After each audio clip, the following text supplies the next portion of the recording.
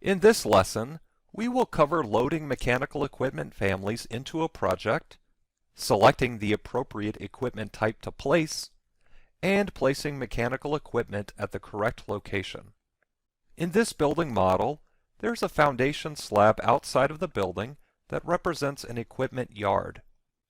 We'll place a couple pumps on this slab, and then we'll place a VAV box above one of the exam rooms inside the building. When you place mechanical equipment, you may need to load families into the project. You can do this before you begin placing equipment. On the Insert ribbon, in the Load from Library panel, there's a Load Family tool. Or you can switch to the Systems ribbon, and in the Mechanical panel, click Mechanical Equipment and activate the tool. When you do, you'll notice that the same Load Family tool is available here in the Contextual ribbon. When you click Load Family, the Load Family dialog opens. You can then navigate to the location where your family files are saved.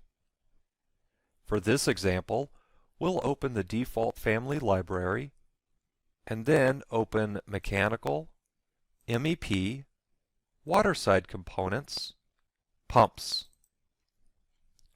When loading equipment, you can select one family file or multiple family files by pressing Control or Shift. For this example, we'll select the centrifugal pump and then press Control and select Pump-Base Mounted and then click Open.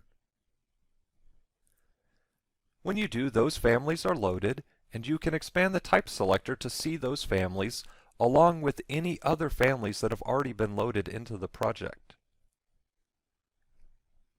For this example, I'll select one of the base-mounted pumps. When you select an equipment type, you should then set the level parameters before placing the equipment. In this case, we'll leave ground floor selected, and I'll leave the elevation from level set to 0 for now. You'll also notice that there's a host parameter. This does not indicate that this is a hosted component. If this was a face-based family, you would see a placement panel in the contextual ribbon. But we'll circle back to this in a minute. When you move the cursor into the drawing area, you can see the component underneath your cursor. You can press the spacebar to rotate the component in 90-degree increments before placement. And in this case, this foundation slab is at an angle. There are many buildings that have portions at an angle, or even certain rooms that are at an angle. And if you need to align equipment to that angle, maybe it's the angle of a housekeeping pad or a wall or even a floor, you can hover over the edge or a line on that component and then press the spacebar, and the component will rotate in increments relating to the angle of whatever you're hovering over. So I'll place a pump on this foundation slab, and then you'll notice that the pump is still oriented accordingly. If I move outside or away from an edge, I can then press the spacebar to rotate it in 90-degree increments that are orthogonal to the screen. This time I'm going to leave it at the 90-degree angle, and I'm going to select Rotate After Placement. And then when I click, I can rotate. There's a rotate control that I can use to rotate it just like I was using the rotate tool. I'll enter 30 and press Enter, and then I'll click Modify, and you can see that the pump is now aligned to our other pump. Alright, now when I have one of these selected, one of the pumps, you can see that the host parameter is now the foundation slab. And you'll also notice that the elevation from level parameter is 4 inches, which is the thickness of this foundation slab. And so it's, as I was saying, it's not a hosted component, meaning that it must be placed on a host, but it still has a host parameter, and you can host it to or you can place it on a floor or a slab, and that will be filled in that host parameter. And then you can use the offset from host parameter to move it away from that host even more if you need to. So really the elevation from level and the offset from host parameter in this case will work in conjunction with each other. For example, if I enter 2 foot into the offset from host, the elevation from level it adjusts accordingly. Okay, now let's place a VAV box in the exam room here. So I'll activate the mechanical equipment tool again, and I'll expand the type selector and select a VAV box. And I can press the spacebar once again to rotate it as needed. And then I will place it, I'll simply place it on the ground floor with the elevation from level set to 0. I'll click Modify. And let's create a section view through here and we'll take a look.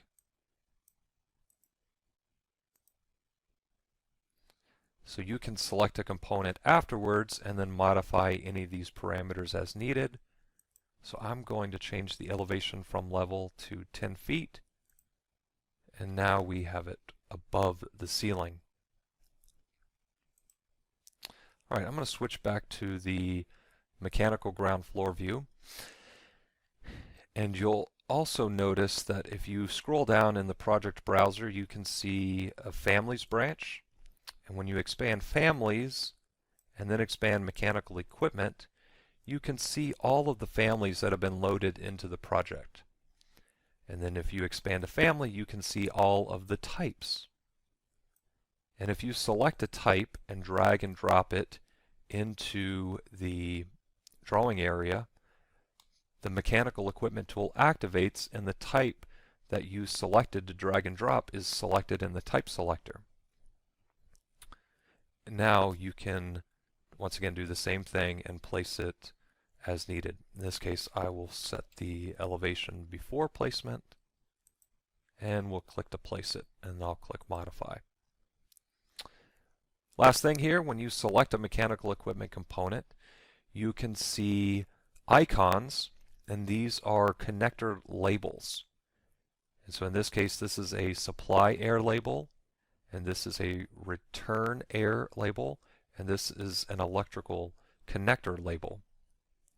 And it'll tell you the size of the connector and then whether it is in or out. So in this case, this is a 16-inch by 14-inch supply air connector that is out. And you can click these to activate the duct tool, but it's always good to know what connectors are available, because those determine the systems that the component can be added to. In this lesson, we will cover selecting the appropriate plumbing fixture type to place, placing plumbing fixtures at the correct location, and reviewing connector labels and parameters. In this building model, there's a public restroom, a janitor's closet, and a patient room at the ground floor level. We will place a water closet and a lavatory in each restroom, and then a mop sink in the janitor's closet. To begin, we can activate the Plumbing Fixture tool, which is located on the Systems ribbon in the Plumbing and Piping panel. When you click Plumbing Fixture, the tool activates, and the first thing you want to do is select the appropriate type in the type selector. For large projects, there could be hundreds or even thousands of types available. So you can use the search field to narrow down the type that you want to place. For this example, I'll type water as I'm searching for a water closet, and you'll notice that a water closet family is isolated and water is highlighted. You'll notice that it's not case sensitive, and so you can type in all uppercase or all lowercase and it will highlight the actual text string. Now I'm going to press space and then type public. And so you can see that the text string water public is not found together in a family name or a type name, but it's highlighting it's highlighting water in the family name, and it's highlighting public in the type name. And so that's a nice feature here, so that it does not have to be exact. But if I type a dash right after public, then it says that there's no matches. And so I will backspace, and then I'll do a space and a dash, and then the dash is highlight. So the point I'm trying to make here is that it's not case sensitive, but the text strings need to match the text strings that actually appear in either the family or the type. And so it can even be numbers or actual text, and so you can search for any of those text strings that appear in the family name or type name. And it doesn't even have to be a full word as well. It can be a partial text string. So for this example, we'll select the public-1.6 GPF water closet. And when you move the cursor into the drawing area, you can see the cannot place symbol. And then if you look in the contextual ribbon, you'll notice there is a placement panel. So this placement panel most of the time indicates that the family you're trying to place is a face-based family. And this place on vertical face will indicate that it is indeed a face-based family. If there was a placement panel and place on face and place on work plane were here, then that would mean that work plane based was selected in the family. So in this case, we have a face-based family, and with place on vertical face selected, I can hover over a wall and I can see the water closet. If this was a floor-mounted water closet, I would want to make sure that place on face is selected. But I'll leave place on vertical face selected, and then I'll hover over this wall here inside the restroom. And in this project, there's something that's somewhat unexpected that happens, but you can see when I move the cursor to the right side of the wall, it actually will change and be facing the janitor's closet, and so that's not where I want. And if I press the space bar, it'll flip it around, but when I click, you'll actually notice that the water closet is placed upside down. So I'll click modify and we can take a look at that. So it's placed upside down, and if I click flip work plane here, which is basically the same thing spacebar does, it goes back to the other side of the wall. So I'm going to delete this, and we'll activate the plumbing fixture tool again. And so if you have something weird like that happen, you can place it on the other side of the wall here. So I'll place it more to the left, and then I can drag it into the correct location, or I could even use the dimensions to get it placed at a precise location. So just be aware that you may have some strange things like that happen. We'll place another one here. I'm having the same thing happen, so I will end the command and we'll drag it into the correct location. Alright, continuing on, let's place a lavatory. And I'll search lab, and we will do the 22-inch by 22-inch public. And I'll place one of those in each restroom here. And then let's find that mop sink. I'll use the search again. Now, when I select the mop sink, you can see that there is not a placement panel, and so this is a non-hosted family. And so I'll make sure that ground floor is selected, my elevation from level is 0, and I'll press the space bar to rotate it, and then we'll place it here in the corner. And then I'll click modify to end the command. Now when I select that mop sink, you can see that the host is the ground floor level. And so I can use the elevation from level to adjust the height of this mop sink, and then I can use the offset from host to move it up or down in relation to the ground floor level, since that's the host. If in this case, a water closet, or if there was something that was hosted to a wall, this offset from host parameter would move it away from the wall. In this case, we have a hosted, this face-based component here. You can see that it does not have the offset from host parameter because it's hosted to the wall. Okay, so that's how we can place them. And now a couple more things here is we want to pay attention to the connectors that appear on each of these plumbing fixtures. And so when I select a plumbing fixture, you'll notice that there is this little icon here, and this is called a connector label. And you can see that this is a 1-inch inlet, and you can see the fixture units here. So it's 10 fixture units, and this is the symbol for domestic cold water supply. And if I select the lavatory here, you can see the same domestic cold water supply label, and then you can see a domestic hot water, and then also a sanitary connector label there. And it shows you the size of those connectors, whether it's in or out, and then the fixture units. And so when you begin to create systems, those connectors must be available. They must be present on the plumbing fixture for that fixture to be added to a system. And then if you look at the type properties, you can then begin to review the fixture units. So in this case, the waste fixture units, the hot water and cold water fixture units. And those were the values that appeared on the connector label. In this lesson, we will cover recognizing hosted and non-hosted air terminals, placing air terminals at the correct location, and adjusting room calculation points. In this model, air terminals have not been placed. We will place some air terminals of various types in these exam rooms. Currently, we're looking at a floor plan view.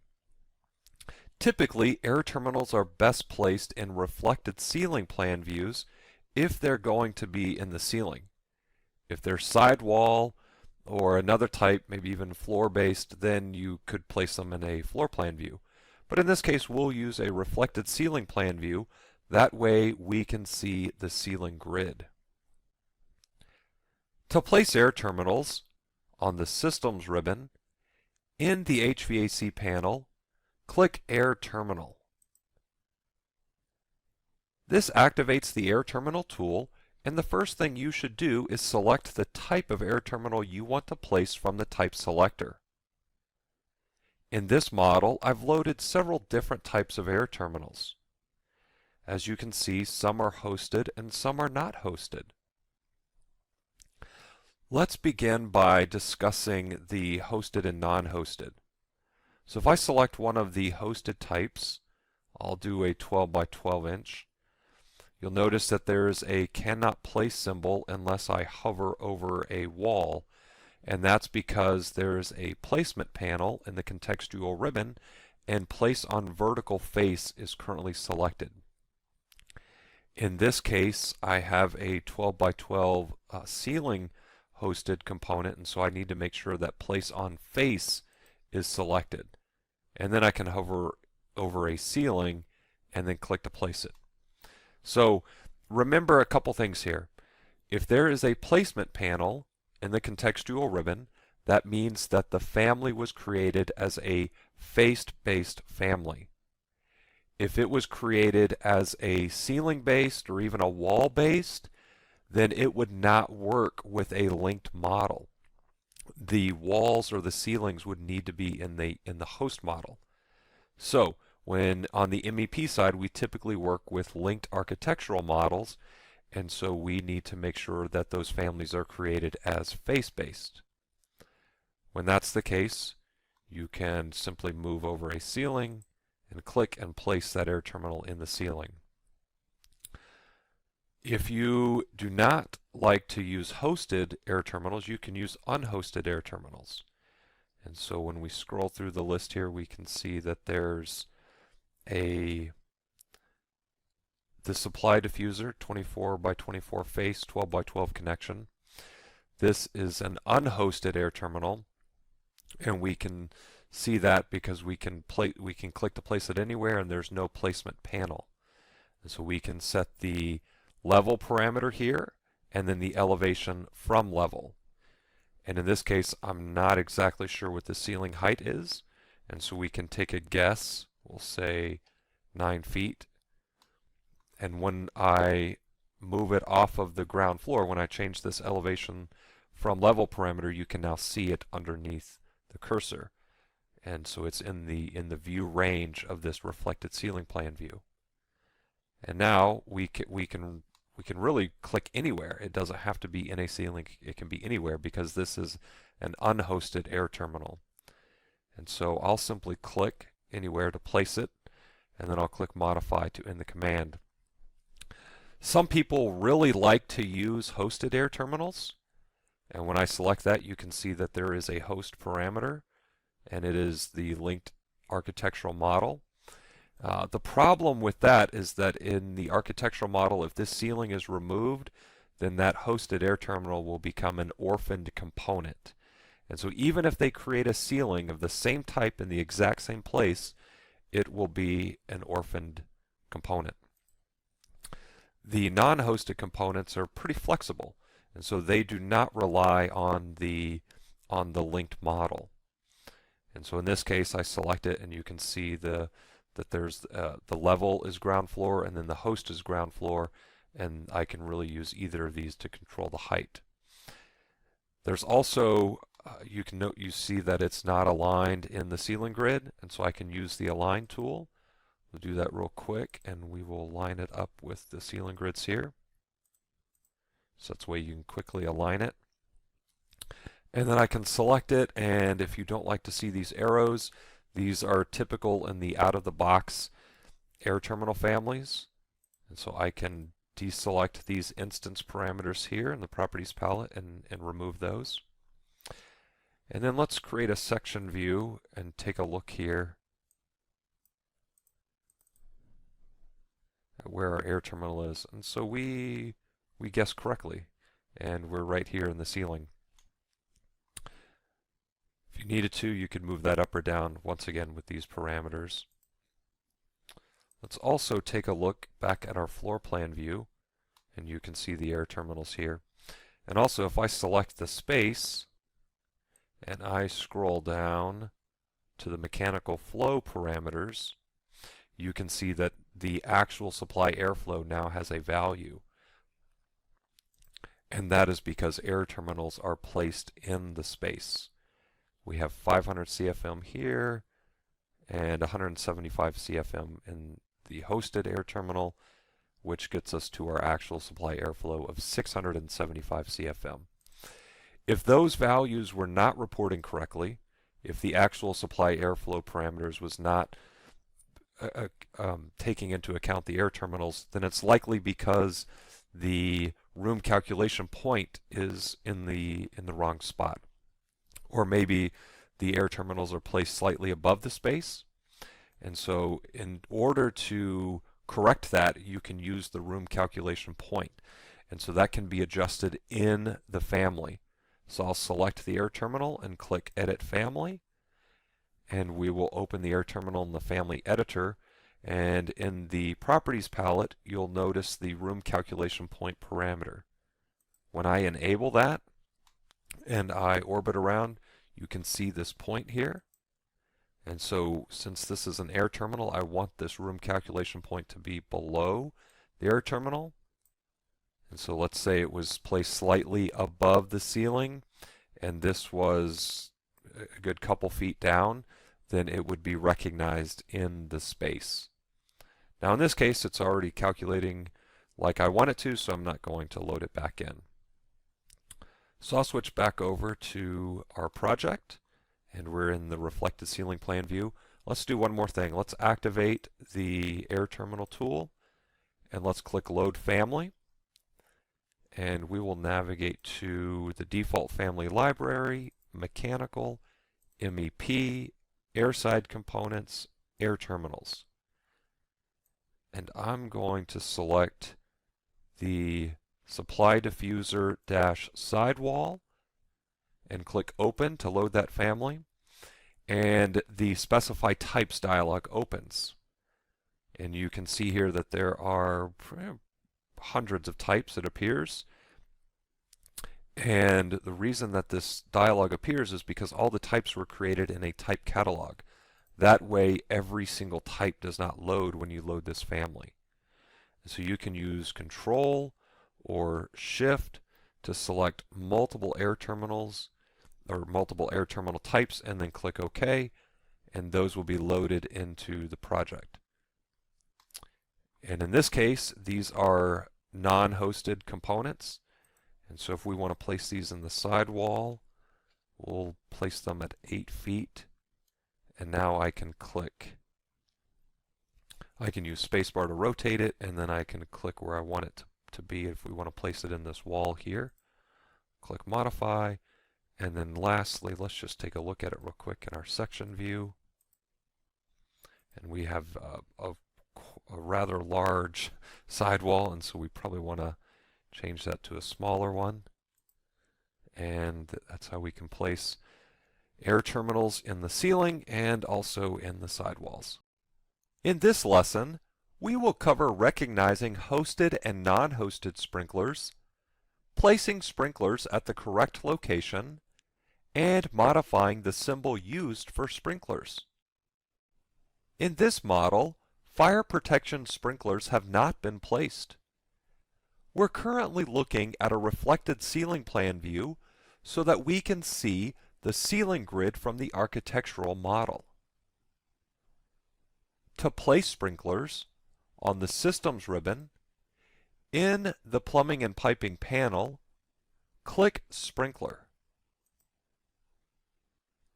This activates the Sprinkler tool, and the first thing you should do is select the appropriate type to place from the type selector.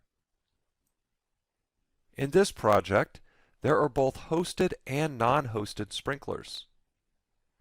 Some people prefer to use hosted sprinklers, while others prefer to use non-hosted. We'll take a look at the differences. To begin, I'll select one of the dry pendant, fully recessed, hosted sprinkler types.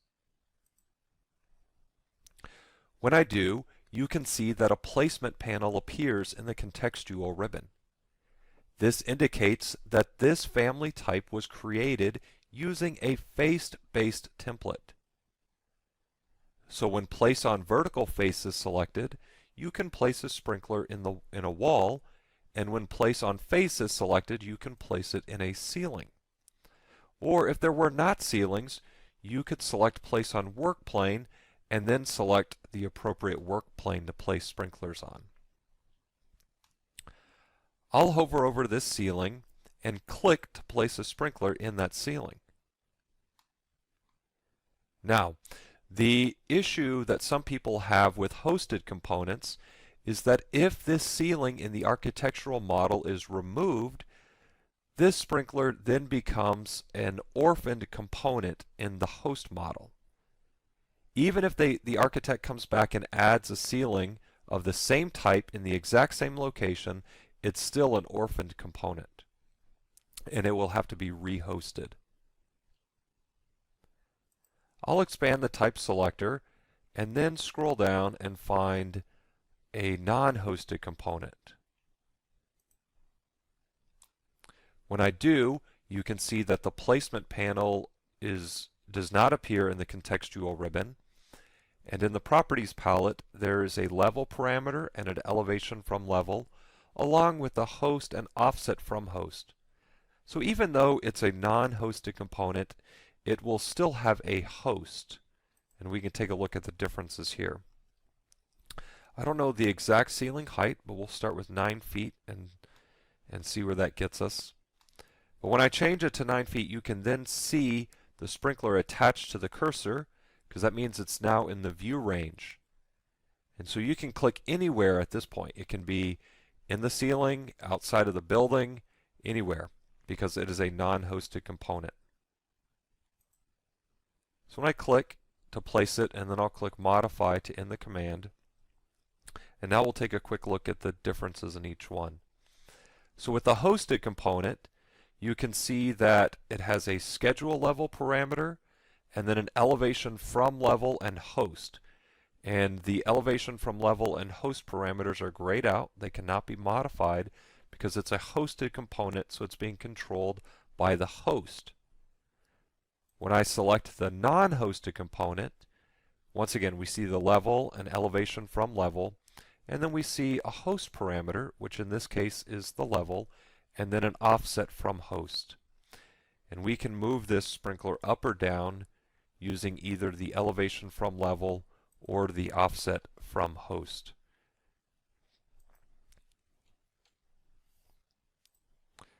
Let's take a quick look at a section view. We'll create a section view here, and we can see where our sprinklers are.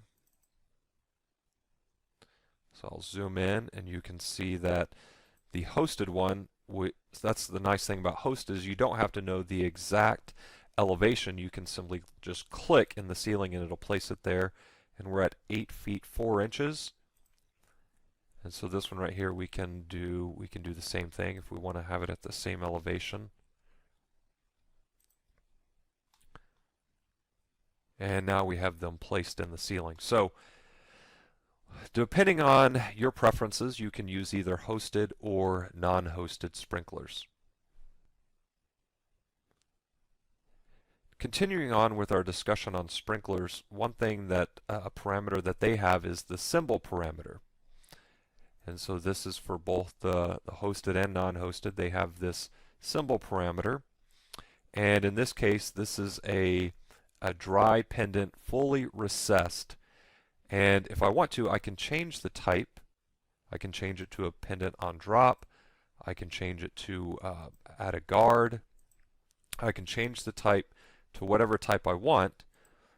In some cases, you may not want to change the type. Maybe you just need to change the symbol. And so in that case, if I expand the symbol drop down here, then I can change the symbol without actually changing the type.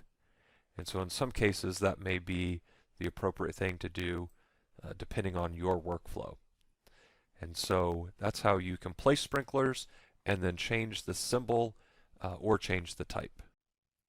In this lesson, we will cover adjusting duct settings and adjusting pipe settings.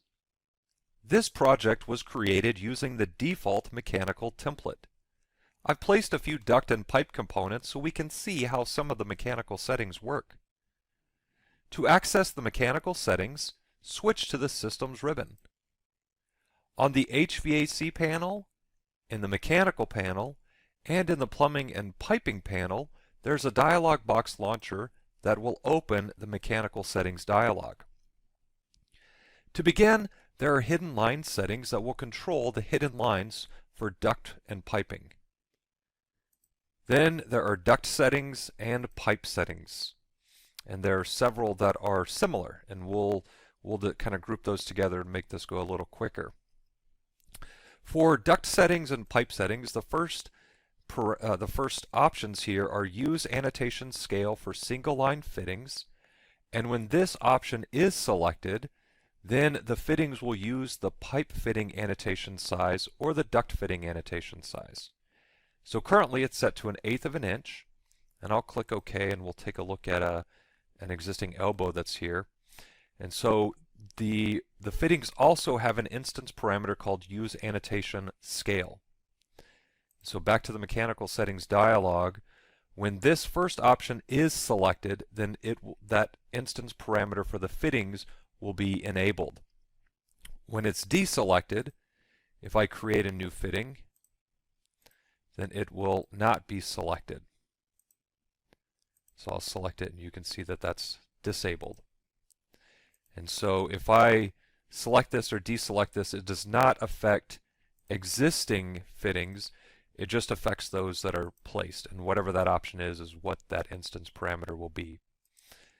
For those that do have Use Annotation Scale selected, you can then adjust the pipe fitting annotation size or duct if you're dealing with duct, and it will affect it for those that have that instance parameter selected.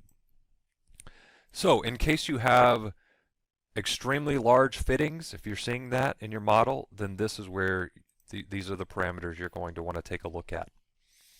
Okay, moving on.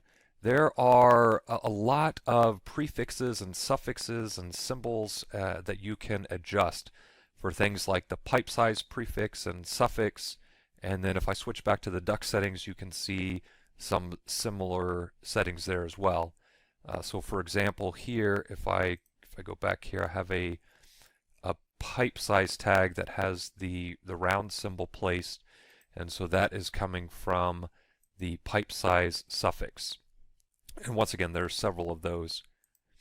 Back in the duct settings, you can see that there is an air density and an air dynamic viscosity. And so those are obviously different from what's in the pipe settings because in duct we're dealing with airflow through there. And so the air density is used to determine duct sizing and pressure drop, whereas the air dynamic viscosity is used in determining duct sizing when you use the duct sizing tool. And then once again, several prefixes and suffixes. All right, continuing on, you can adjust the angles.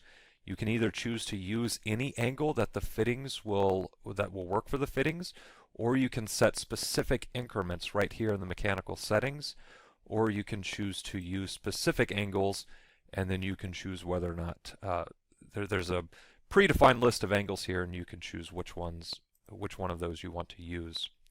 Same thing for pipe fittings there.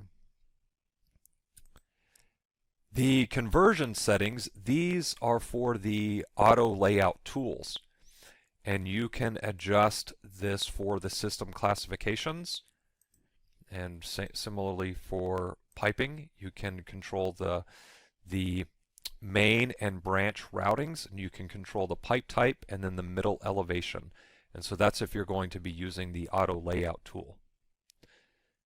Next, you can control the sizes, and so that's under duct settings. There's sizes for rectangular, oval, and round, and then under pipe settings you can control segments and sizes.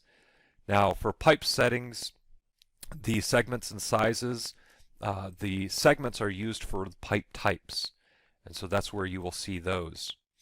A couple notes here, the used and size list, that controls when you're using that tool what displays in the drop-down. For example, we'll look at rectangular duct here. I will deselect a couple of these 1/2 inch options here and then click OK. And now when I activate the duct tool and I scroll up here, you can see that those 1/2 inch sizes are not available.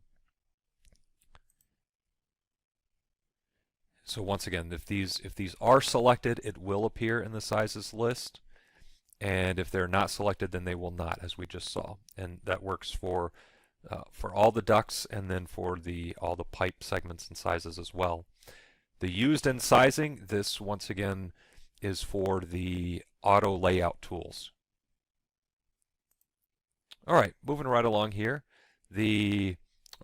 Actually, before we do that, let's touch on, in addition to the pipe segments and sizes, you can control the fluids, and so this also affects sizing, and you can control the fluid that is flowing through the piping, obviously, and you can control the temperature, dynamic viscosity, and density. And then also for piping, you can control the slopes, and so when you route piping, you can slope that piping, and the slope values will come from this dialog. Wrapping up here, there are calculation settings, and so for the duct settings you can control the calculation method used for pressure drop. There's a few options available. And then for piping, there's a few tabs here, and so to begin, on the Hydronic Networks tab, you can choose whether or not to enable analysis for closed-loop hydronic piping networks. And so for a little more information on what that does, there's a detailed explanation here in this dialog. And then you can control the pressure drop calculation method on the pressure drop tab, and then on the flow tab you can select, well, by default there's just one option, the plumbing fixture flow, but there are ways to add additional calculation methods, and that's beyond the scope of this lesson. In this lesson, we will cover creating and editing duct system types and creating and editing duct systems. In this model, mechanical equipment and air terminals have been placed. We will create a few duct systems. To begin, switch to the Systems ribbon, and in the HVAC panel, click Duct. When you activate the Duct tool, you can scroll down in the Properties palette to the Mechanical section, and you can see the System Type parameter. Before you create ductwork, you can choose the system type. And there are three by default based on the three system classifications: supply air, return air, and exhaust air. I'll leave it set to supply air, and then I'll place a duct segment. When I end the command and select the duct, you can see a Duct Systems contextual ribbon. So be aware that when you create ductwork, duct systems will be created with each connected duct segment or run of duct. So, in order to create a duct system with equipment and air terminals, you can simply create duct and connect them. Or you can create them manually, and there are some benefits in doing so. But real quick, before we do that manually, I'm going to select the duct again and switch to the Duct Systems contextual ribbon, and then I'll click Edit Type. You can create multiple duct system types as needed. And so really the main thing that this will do is the main thing it can do is control the graphics for the components in that duct system. So for example, you could have a dedicated outside supply air system along with the normal supply air system in the building, and you could control the graphic overrides so that they appear differently. You can also control the calculation method for your duct systems. So if you didn't want to calculate anything, you could set it to none, or you could leave it to flow only or performance if you weren't too concerned about calculations. I'll leave this one set to all, and then I'll click OK. And I'm going to go ahead and remove this duct, and we will create a duct system for these exam rooms here. When I select an air terminal, you can see a Create Systems panel in the contextual ribbon, and it currently has a duct tool, and this is because there is a duct connector on the air terminal. When I click Duct, the Create Duct System dialog opens, and once again supply air is listed here in the System Type dropdown. If we had additional system types based on the supply air system classification, then those would appear here as well. So an important thing to keep in mind is that the system classification of the connectors must match the system classification of the system types. So I know that's a lot, but system classification must match for those components to be added to a system. I'll leave the system name set to the default name, and then I'll select Open in System Editor, and I'll click OK. Since Open in System Editor was selected, Revit goes into Edit Duct System mode. Since Add to System is selected, I can begin selecting additional air terminals to add to the system, and I can even use a window to select multiple air terminals. If I selected one by default, I could select Remove from System, and then remove an air terminal. I'll go ahead and add that one back, and then I could also click Select Equipment while in Edit Duct System mode. That's also available outside of the Edit mode, but for now I'll click Select Equipment, and then I'll select the equipment and click Finish Editing System. Afterwards, all those components turn blue because that was the color assigned to the graphic overrides for this system. Let's create another one for these exam rooms. And in this case, I'm going to select all of the air terminals first, and then click Duct. And I will not select Open in System Editor. I'll just click OK. And when I do, on the contextual ribbon, you can see that Select Equipment is available, and I can do it right now. And now the equipment is added. And so, once again, there's a couple different ways to go about creating duct systems, but once you do, you have a system that keeps track of the components that the equipment is supplying. And when I select it, I can switch to the Duct Systems contextual ribbon. I can see the total flow on the system, and when ductwork is created, then I can see the static pressure as well.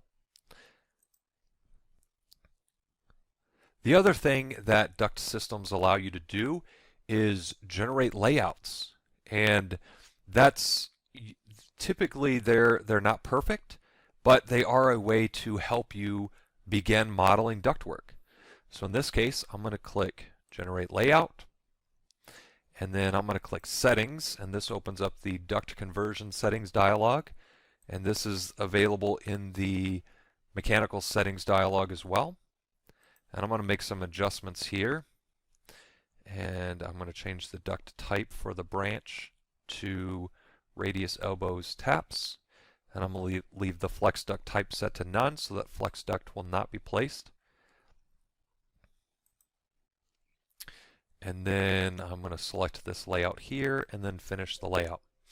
And as I said, it's usually not perfect. There's usually some issue, and in this case I have an error or a warning, and this isn't connected like it should be. So I'm just going to make some modifications here real quick. So at this point, since we have created ductwork, then we can use the Duct Sizing tool to auto size our ductwork. And you could also manually create it and then use that as well. An important thing to keep in mind is that you do not want any open ends when you're doing that. And so I'm going to cap this open end, and then I'm going to create a section view so I can take a look at the warning that I got. And this was not properly connected. We'll take a look here, and I'm just going to delete that connection, and then I'm going to copy over the connection from this air terminal, and I will connect that. Now we have a quick layout here, and I'm going to select that, and you can see the duct pipe sizing tool. But before you do that, it's important to add splits using the split element tool where you want a break in the system here, or in the duct run, so that Revit knows where to change size. So I'm going to click the duct pipe sizing tool, and I'm going to change it to the equal friction method, and I will set the branch sizing to match connector size, and I will restrict the height to 8 inches, and then I will click OK. And now my duct is sized. So you can create duct systems and then generate layouts and then use the sizing tool to auto size your ductwork. And it's always good to go back and double check, make sure it's correct, but those are quick ways to get your duct modeled. In this lesson, we will cover creating and editing piping system types and creating and editing piping systems. On the second floor of this building model, I have placed water source heat pumps. We can create piping systems to indicate which heat pumps are on which system.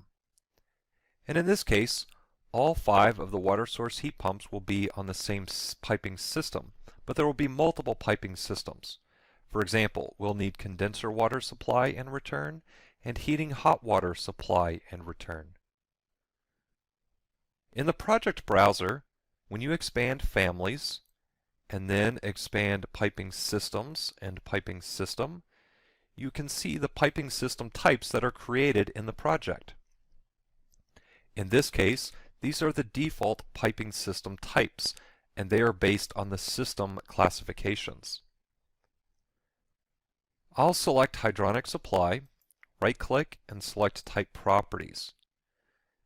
In the Type Properties dialog, I can see the system type, and then I can see the system classification. System classifications are extremely important because the pipe connectors are assigned a system classification, and then as you can see here, the system types are assigned a system classification. So components with certain connectors with certain system classifications can be added to systems of the same system classification. So it's important to remember the system types and then the system classifications that they're assigned to. In this case, this is the hydronic supply system, and I will duplicate it. And let's call this one heating hot water supply, and I'll click OK. And when you have a system type, you can control graphic overrides for all the elements belonging to that system. You can even add a material. You can control the fluid type, fluid temperature, and then there are some other identity data parameters as well as two-line and single-line rise and drop symbology. For this system, we will adjust the graphic overrides and we'll change the line color to red and click OK. Then I'll click OK to close these dialogues. And then I'll right-click Hydronic Return and select Type Properties. And we'll duplicate this one again to create another type and name it Heating Hot Water Return. And click OK. And then we'll change the line color override to an orange. And then click OK to close these. Now, as far as creating piping systems, you can create those when you create pipe, or you can create them manually before. And so we'll take a quick look at those. On the Systems ribbon, in the Plumbing and Piping panel, I'll click Pipe. And before I create pipe, you can see that there's a system type parameter that can be adjusted. And I will select our heating hot water supply system. And I'll create a single pipe segment and click Modify. And when I do, I can select the pipe and then switch to the Piping Systems contextual ribbon. And I can see that I created a heating hot water supply system. And that pipe is red. So I could simply connect all the water source heat pumps to this pipe or with this pipe, or with piping, I guess I should say, and it would add all those water source heat pumps to the same system. Another way is I can select the water source heat pumps first and then add them to a system. And so what that does is it just allows you to keep track of the components in the system, and then you can use that as you're modeling piping. You can absolutely model the piping first, but it's a preference thing. I prefer to create the systems first. That way it kind of divides up and I know what I'm working with. When I select a water source heat pump, you can see several connector labels, and these indicate the connectors that are placed on the equipment. So with mechanical equipment, there are multiple connectors. There are duct connectors, there's a power connector, there are pipe connectors, and so that's why in the Create Systems panel, in the contextual ribbon, I can create multiple types of systems. In this case, I'll click Piping, and this opens the Create Piping System dialog. I'll expand the System Type drop-down, and I can select a system type based on the system classifications of the pipe connectors that are on the equipment. In this case, I'll select Heating Hot Water Supply, and I will name it HWS-1, and then I'll select Open in System Editor and then click OK. Next, the Select Connector dialog appears, and the reason is because there are actually two connectors that are on this equipment that are assigned to the hydronic supply system classification. I want to make sure to select the hot water one and then click OK. And then since I selected Open in System Editor, Revit goes into Edit Piping System mode. With Add to System selected, I can begin selecting the other water source heat pumps and selecting the appropriate connector, and those components will be added to the system. I can also use a window, and once again the Select Connector dialog will appear for each component I had selected. If I need to remove from system, I can select Remove from System and select it. And then if I wanted to select the equipment supplying these water source heat pumps, I could do that now, or I can simply leave that blank for now. And I will click Finish Editing System. And when I do, the water source heat pumps turn red, and I can select it, switch to the Piping Systems contextual ribbon, and see that they're on the HWS-1 or Heating Hot Water Supply System. I'll deselect that, and then we'll create one more system. I'll select it and we'll click Piping, and this time we will select Heating Hot Water Return, and we'll name this one HWR-1. And I will not select Open in System Editor, I'll just click OK. We'll select the Hot Water Return and click OK. And so in this case, just the single water source heat pump is on the system, but with it selected, I can click Edit System and then go into Edit Piping System mode. And so either method will work, and we'll quickly add the other water source heat pumps. And then I'll click Finish Editing System. And afterwards, the water source heat pumps, they return to the black color, and that is because they're now added to two systems, and so that's why they will, the graphic overrides for the individual systems will go away. In this lesson, we will cover what analytical pipe connections are and how to create analytical pipe connections. In this project, water source heat pumps have been placed on the second floor, and condenser water supply and return systems have been created. The mains for these piping systems have also been run. Currently, if I select one of the mains and scroll down in the Properties palette to the Mechanical Flow section, you can see that the flow is 0. In order to get the pipe to read the flow of the equipment, there needs to be a connection between the equipment and the piping.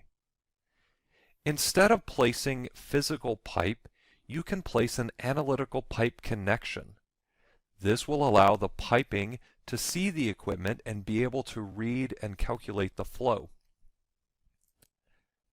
To place analytical pipe connections, you can first select the equipment that you want to connect to piping. In this case, I'll select one of the water source heat pumps. And then in the contextual ribbon, in the Create panel, click Analytical Connections. This opens the Select Connectors dialog because there are several pipe connectors on this equipment. This dialog works a little bit differently than some of the other dialogs in Revit. You can simply click to select and deselect the listings in the dialog. In this case, we'll select the water supply in and then click OK. And then I'll select the condenser water supply pipe, and when I do, an analytical pipe connection is placed. We'll do that one more time. I'll select the water source heat pump, click Analytical Connections, and this time we'll select Water Return Out and click OK, and then select the condenser water return main pipe. And another analytical pipe connection is placed. Now, when I select the piping and take a look at the flow, you can see that it is now picking up the flow from the equipment, and other values are also calculated. If I switch to the Piping Systems contextual ribbon, once again you can see that the flow is there and other parameters are calculating. Let's do this for another heat pump, and I'll show you one more thing. When I click Analytical Connections, this time I will select both the water supply in and water return out, and then click OK. And now, when I select each pipe, an analytical connection is placed. And so you can do that when you have only one connector that matches the system classification of one of the pipes you're connecting to. You wouldn't want to select all four because then Revit wouldn't know which hydronic supply to connect to. But in this case, since we have a hydronic supply and a hydronic return, we can do that and select both of them, and Revit will be able to match them up. Once again, the analytical pipe connection allows us to make a connection to the piping without placing actual pipe components.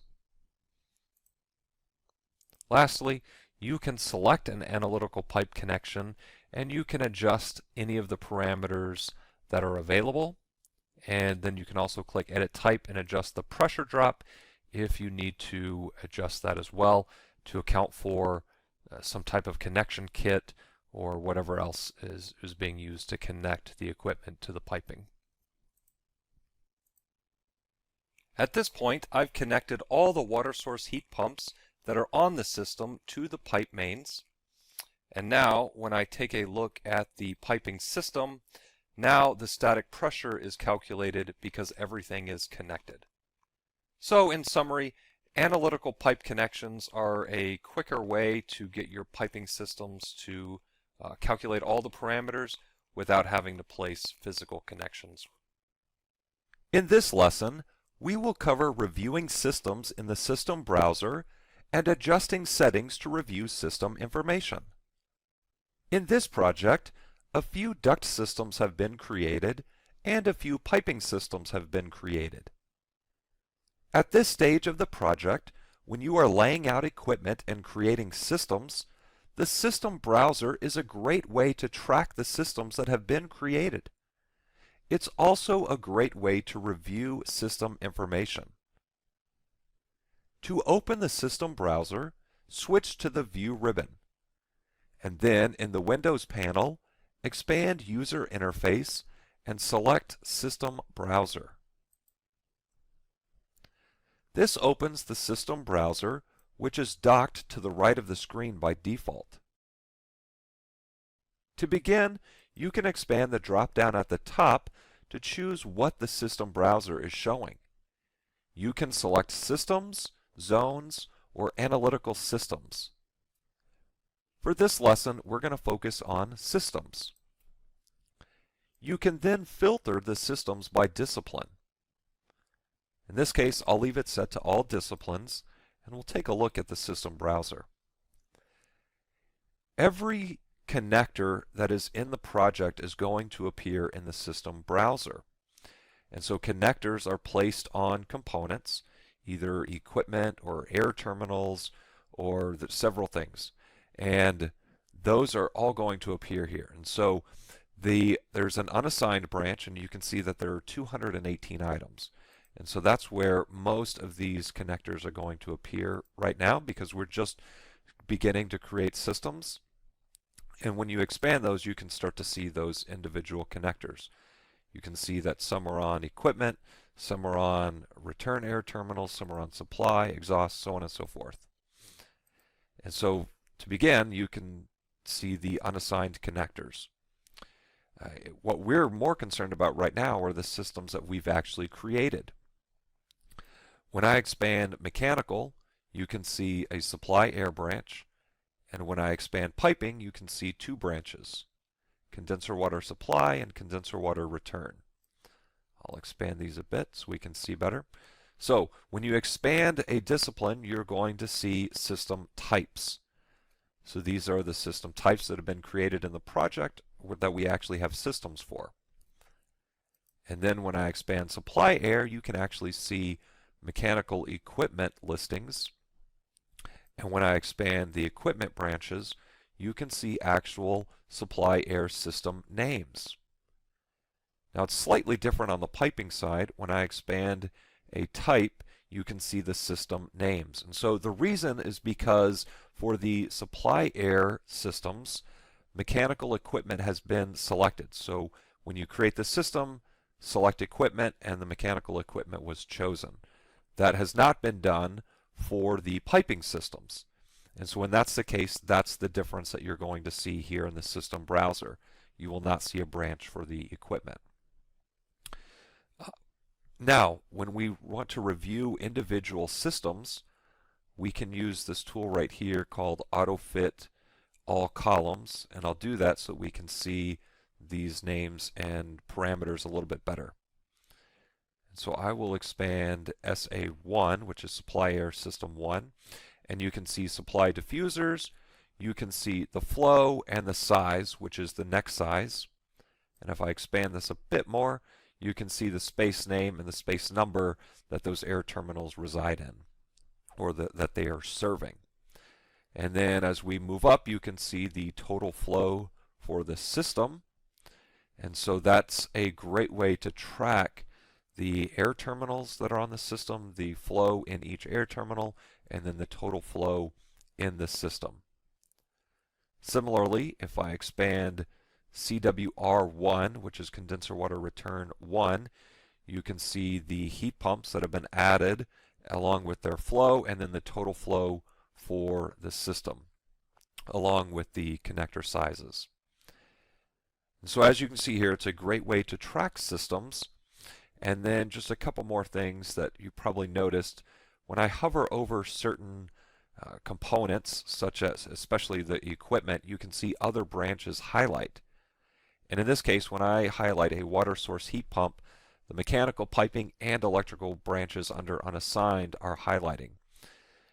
This is because there are several other connectors. There are other mechanical piping and electrical connectors, and so everywhere that one of the connectors on that equipment, wherever it exists, those branches are highlighting, and so you just be aware of that. You can also select a listing here and right click, and there are a few options here. So in this case, I selected a water source heat pump. I can delete it, select it, show it, or click Properties, and then see the properties over here in the Properties palette. If I select a system, I can then right click, and there are a few other options here. So for a piping system, I can select all the members, I can inspect it, I can delete it, once again select it, show it, or view a pipe pressure loss report. And then once again Properties, it's just going to show the properties in the Properties palette.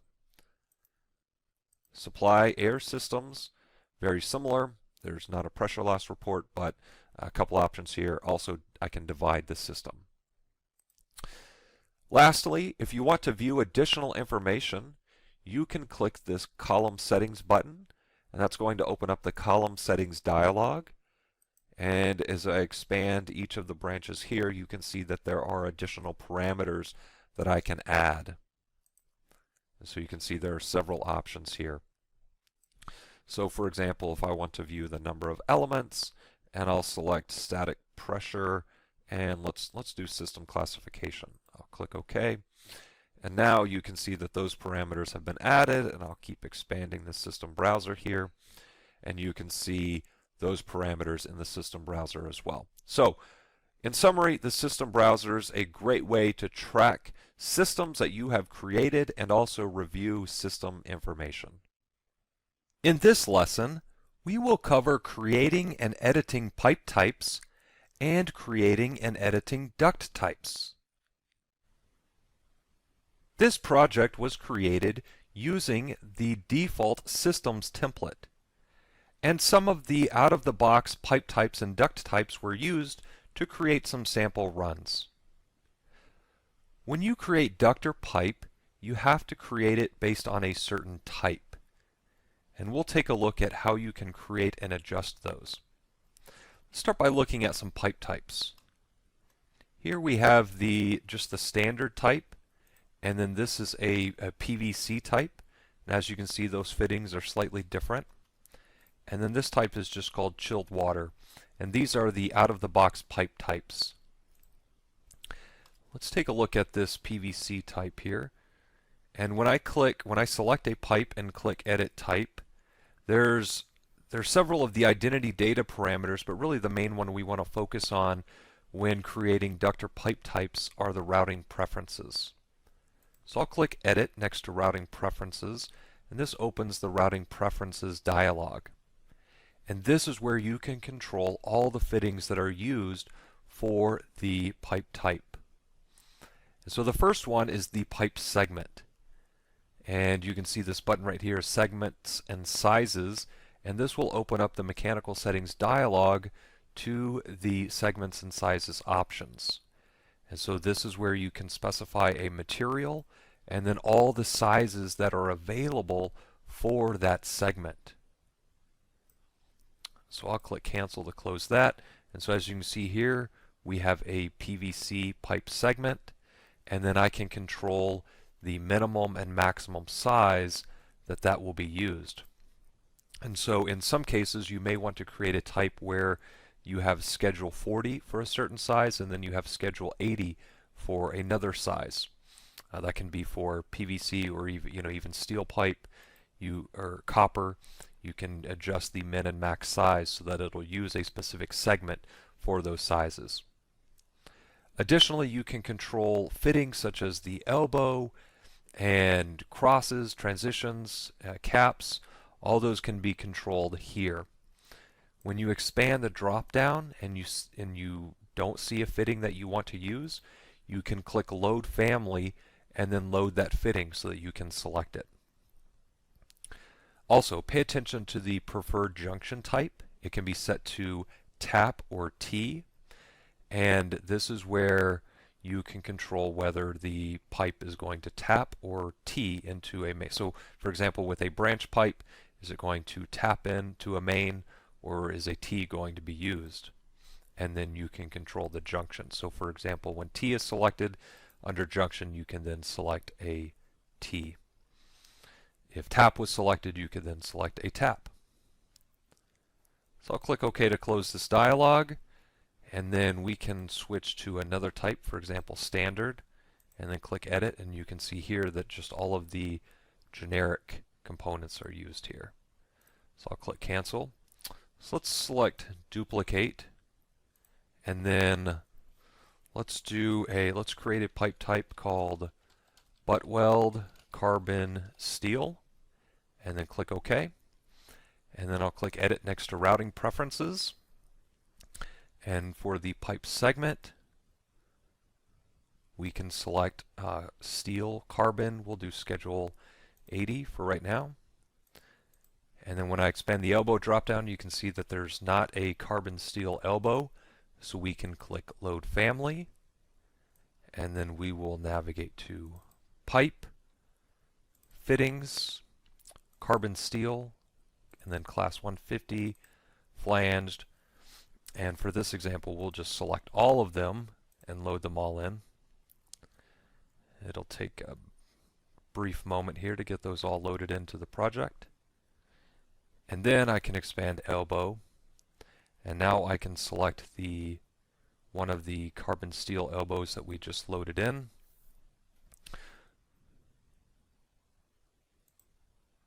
And we could continue and select the other fittings as needed. But that is how we can go about creating a new pipe type. I'll click OK to close these dialogues. And then let's take a look at some of the duct types. So for duct, I'll select one of the ducts and I'll expand the type selector. There are 3 system families for duct. There's oval duct, rectangular duct, and round duct. For pipe, we just have pipe. There's not separate system families. But for duct, there is. And I'll select another one here just so we can take a look.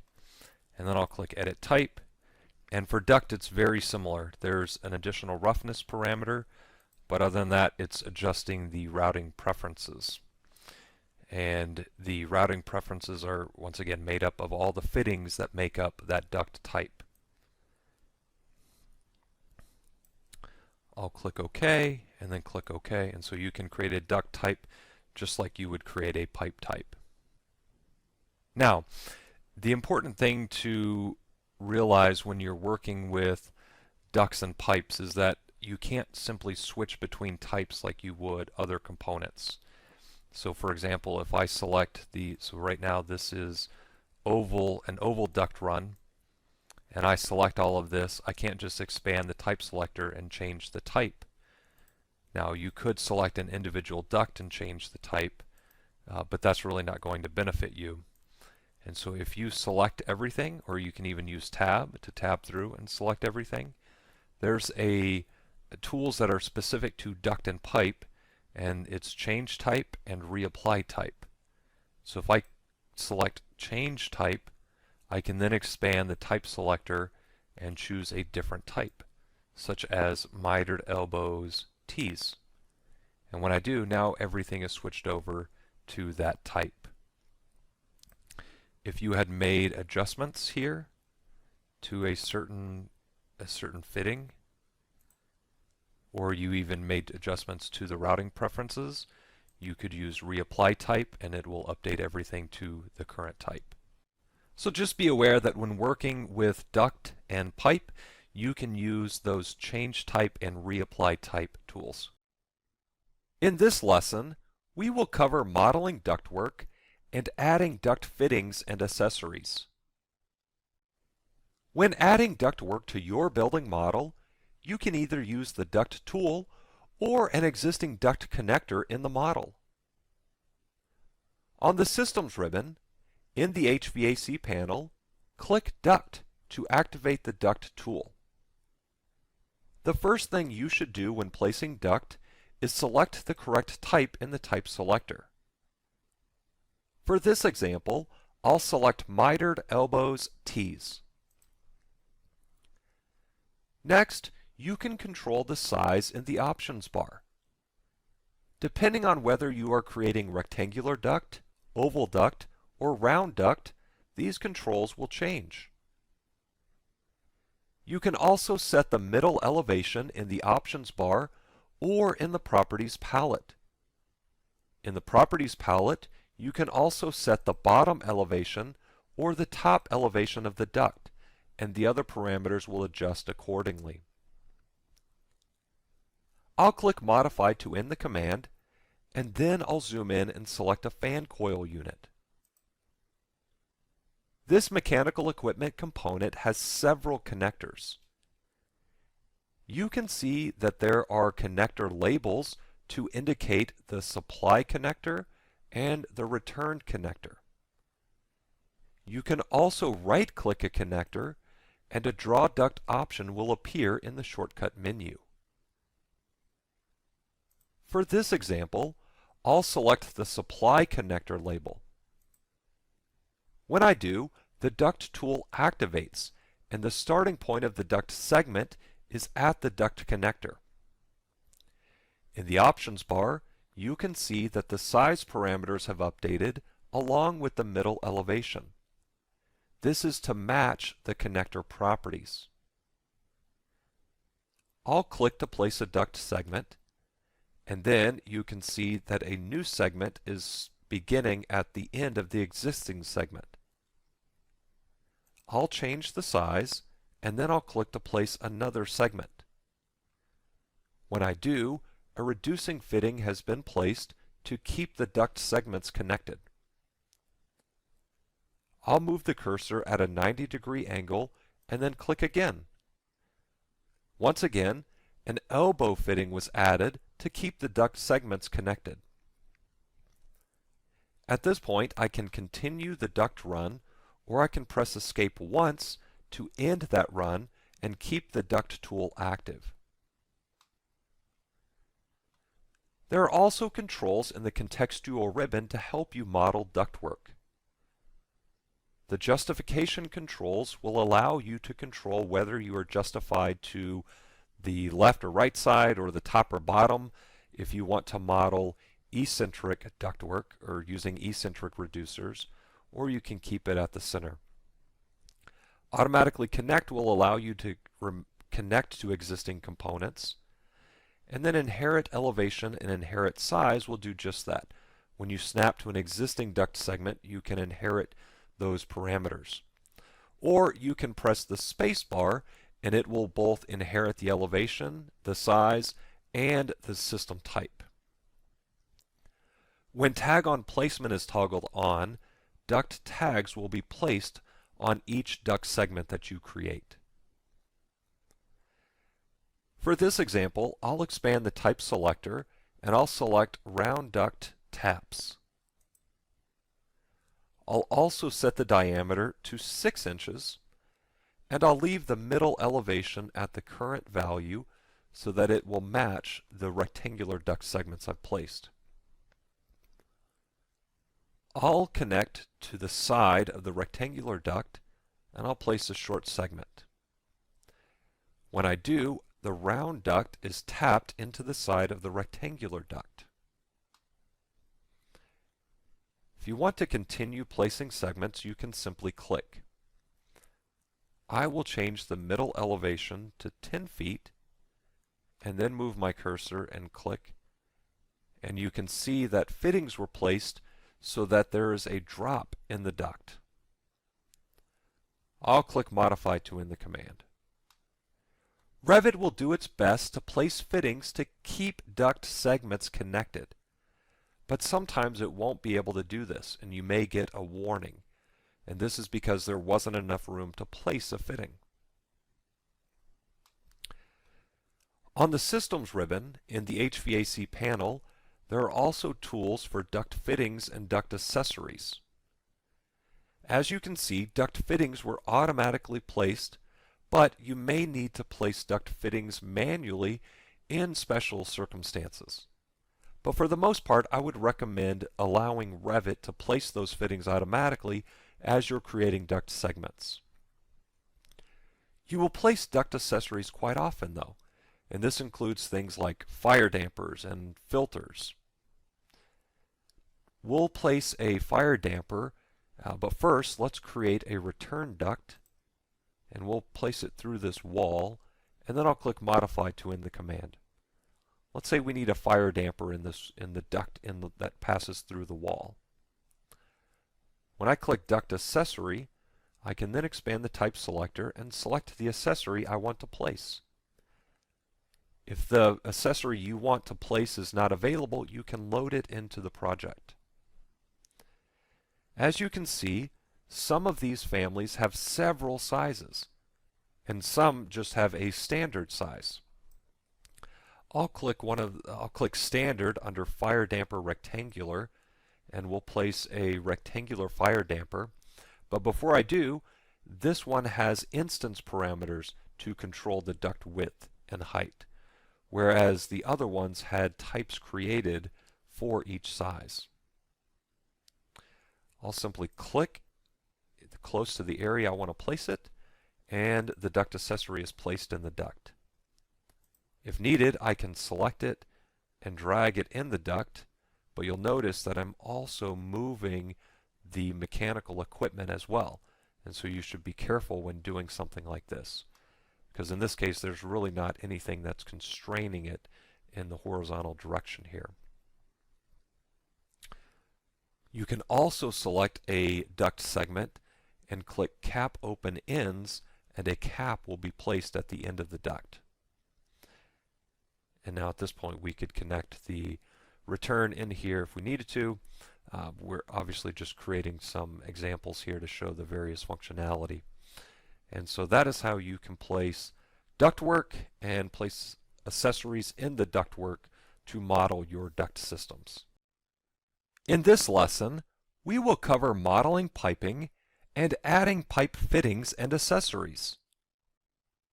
When modeling pipe, you can use the pipe tool, or you can use an existing pipe connector in the model.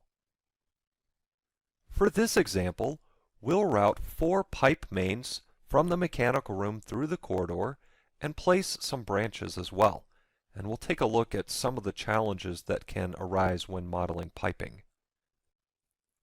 On the Systems ribbon, in the Plumbing and Piping panel, click Pipe.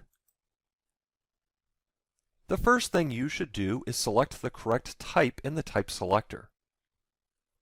We'll use the standard pipe type for this example. Next, in the Properties palette, scroll down to the Mechanical section, and then you can see the System Type parameter. When modeling piping, it's important that you select the correct system type, especially when you're modeling mains and branches. We'll select Heating Hot Water Supply. Then in the options bar, you can set the diameter and the middle elevation.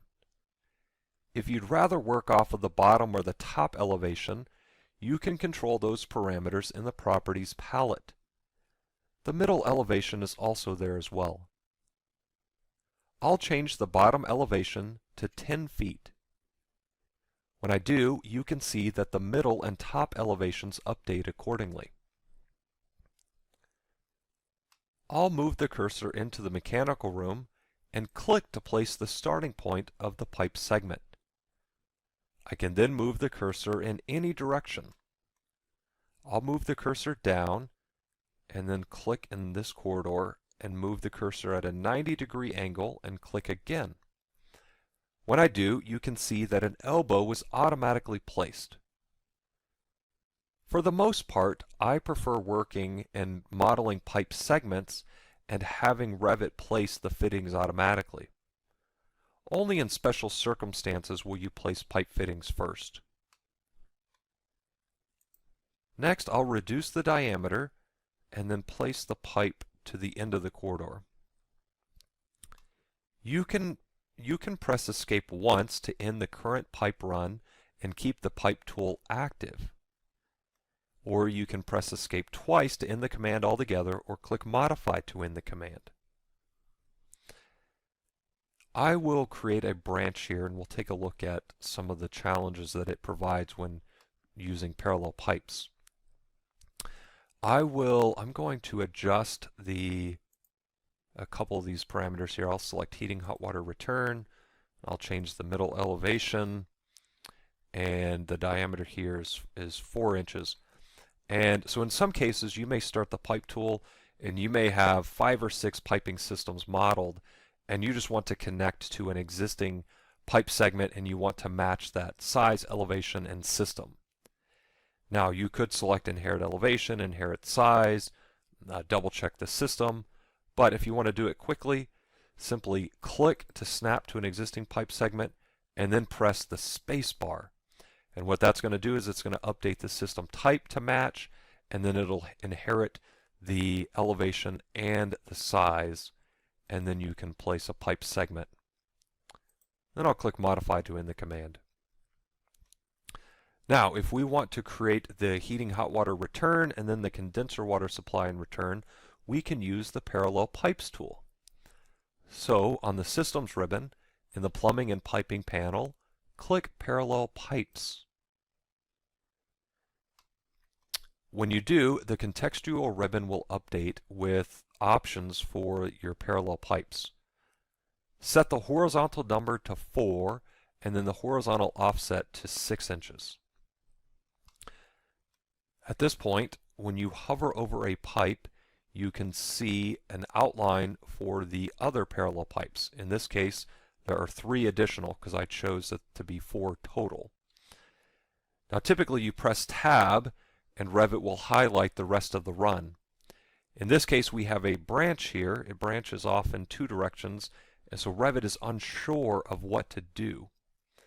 And so if you have a situation like this, what I recommend is to delete the connection. So in this case we have a T, and then reconnect the main, and then activate your Parallel Pipes tool, press Tab, and then create the parallel pipes for the mains. And then do the same thing for the branches. And then you can use Trim and Extend to connect those. So in this case we won't go through the process of connecting those, but we could use the Modify and on the Modify ribbon and Trim Extend Single Element, and we could connect those up. In this case we'd either want to be tapping off of the top, and so we'd want to adjust the elevation of those. But what I want to point out next is you need to change the system type, and that can also provide some issues here. So in this case they are all heating hot water supply, and in this case I'd want to change it to return for this one, but when I do you can see that it changes all of them. And so sometimes Revit thinks they're all on the same system. But in this case, we need them all to be on different systems. And one way that we can go about fixing that is hovering over a pipe, pressing Tab until it highlights the system, and then clicking to select the system. And you can see now we have the piping system selected, and I'm going to delete it. When I do that, they all become undefined. So the system type is now undefined. And now I need to create a pipe of the correct system and connect it to each main in order for it to pick up the correct system. So I can select a pipe and right-click the connector on the end and select Draw Pipe. And then I can, in this case, I have heating hot water supply, and I'm going to change the middle elevation to 0 because I want to place a drop here. And then now it's heating hot water supply. Since the tool is active, I'm going to change the system type to heating hot water return. And when I hover over the endpoint of the pipe, you can see a round snap, and that means that I'm connecting to a pipe connector.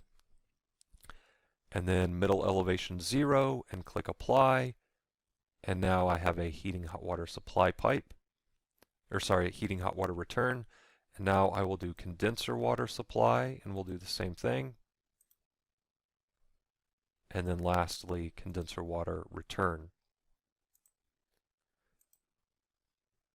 So if you're in a situation where your piping systems get crossed up and it's all Revit's trying to put them all together, you can delete the piping system for all the pipes and then connect piping to it of the correct system, and that pipe, all the connected pipe, will take on the correct system. Lastly, if you want to place pipe accessories or even pipe fittings, there are associated tools on the Systems ribbon in the Plumbing and Piping panel. I'll click Pipe Accessory, and then I'll expand the type selector, and I will select a 4-inch motor control valve, and I'll hover over each pipe, and when I click, I can place that motor control valve in the piping. Now I obviously need a little more room here because I'm hitting the adjacent pipe, and so I need to make some adjustments to my spacing. But you can see that the pipe accessory is being placed in the pipe, and it's taking on the correct system that we placed it in.